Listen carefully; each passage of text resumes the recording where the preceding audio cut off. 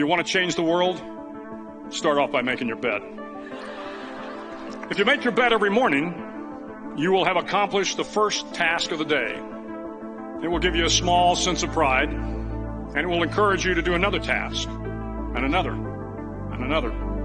And by the end of the day, that one task completed will have turned into many tasks completed. Making your bed will also reinforce the fact that the little things in life matter. If you can't do the little things right, you'll never be able to do the big things right. And if by chance you have a miserable day, you will come home to a bed that is made, that you made. And a made bed gives you encouragement that tomorrow will be better. To pass SEAL training, there are a series of long swims that must be completed. One is the night swim. Before the swim, the instructors joyfully brief the students on all the species of sharks that inhabit the waters off San Clemente.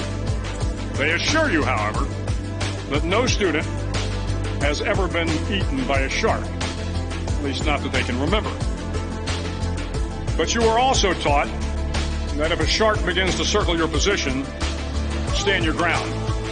Do not swim away. Do not act afraid. And if the shark, hungry for a midnight snack, darts towards you, then summons up all your strength and punch him in the snout, and he will turn and swim away. There are a lot of sharks in the world. If you hope to complete the swim, you will have to deal with them. So if you want to change the world, don't back down from the sharks. Over a few weeks of difficult training, my SEAL class, which started with 150 men, was down to just 42. There were now 6 boat crews of 7 men each. I was in the boat with the tall guys, but the best boat crew we had was made up of the little guys, the Munchkin crew, we called them. No one was over 5'5". The Munchkin boat crew had 1 American Indian, 1 African American, 1 Polish American, 1 Greek American, 1 Italian American, and 2 tough kids from the Midwest. They out-paddled, outran, and outswam all the other boat crews. The big men in the other boat crews would always make good-natured fun of the tiny little flippers the Munchkins put on their tiny little feet prior to every swim. But somehow these little guys from every corner of the nation and the world always had the last laugh, swimming faster than everyone and reaching the shore long before the rest of us. SEAL training was a great equalizer. Nothing mattered but your will to succeed, not your color, not your ethnic background, not your education, not your social status. If you want to change the world, measure a person by the size of their heart, not by the size of their flippers. The 9th week of training is referred to as Hell Week. It is 6 days of no sleep, constant physical and mental harassment, and 1 special day at the Mud Flats. The Mud Flats are an area between San Diego and Tijuana where the water runs off and creates the Tijuana Sloughs, a swampy patch of terrain where the mud will engulf you.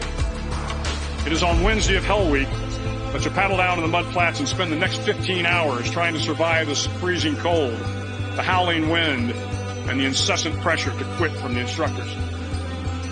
As the sun began to set that Wednesday evening, my training class, having committed some egregious infraction to the rules, was ordered into the mud. The mud consumed each man till there was nothing visible but our heads.